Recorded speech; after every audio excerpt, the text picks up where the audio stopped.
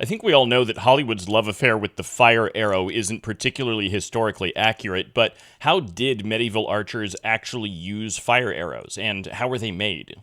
Todd's Workshop recently dropped another amazing video about medieval archery. It's 30 minutes, and the purpose of this video is to get you to go watch that one. There were two components that I did not see coming.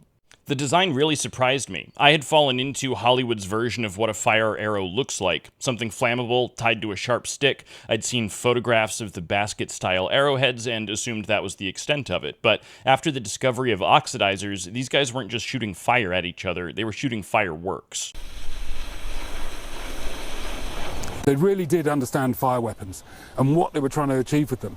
So they could make them to suit, whether it was lots of flames, slow burning, fast burning, smoky, sparks, sticky gel, all these kind of things. The most common type being used in medieval England consisted of linen and cotton impregnated with pitch and saltpeter. The archer would light the fuse and then loose the arrow into his target where it would burn hot and long. Different types of fire arrows would be painted different colors to indicate their purpose. Having its own oxidizer, the arrows could not be extinguished even when immersed in water. There were different types. Some would throw sparks, some would drip burning pitch, others would have added layers of camphor and arsenic in order to create noxious chemical weapons. Imagine trying to defend a small enclosed fortress when it's being filled with burning pots of Vicks VapoRub. The tip of the arrow would be barbed, and the heat of the incendiary would loosen the glue, so even if a defender attempted to pull the arrow out, all he would do is get your shaft in his hand. The basket-type arrow was mostly phased out once they started using oxidizers. The only physical examples of the new type we have are from the later Mary Rose, but we have actual recipes from the medieval period.